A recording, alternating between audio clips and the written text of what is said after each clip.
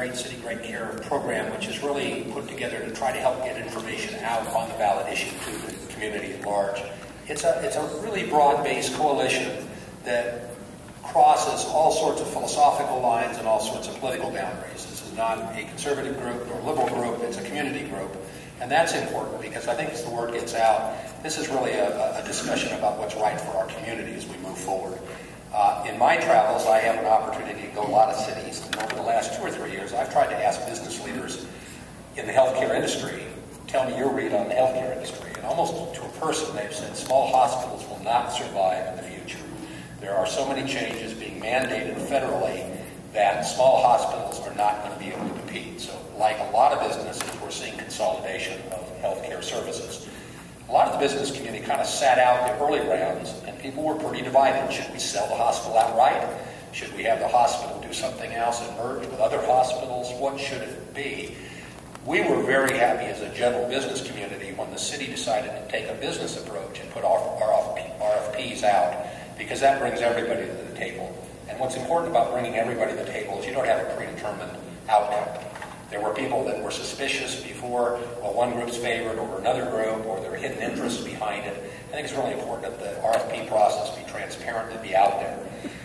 One of the benefits, the university was one of the later players coming into the game, and when they came to the game, it was sort of a game changer in a lot of our views, because communities that have affiliations with universities typically do more than just provide the normal health care we're already getting out of Memorial. There's a multiplier effect. I was in Birmingham, Alabama about a month ago. Very large presence there for the University of Alabama. Not only for the medical portion, but for research, for grant research, for medical students, for training. And I asked one of the business leaders in Birmingham, because we're unaware of this, tell me the impact. They said the impact of their city is absolutely huge, because it not only brings in the brightest and the best for the training, but very often at that point they want to stay here. And they want to continue to operate, move their families here. So we see this as a huge opportunity to have an economic generator, a growth generator for jobs and for opportunity that's very broad in the community. We think Memorial is a very important asset to the community.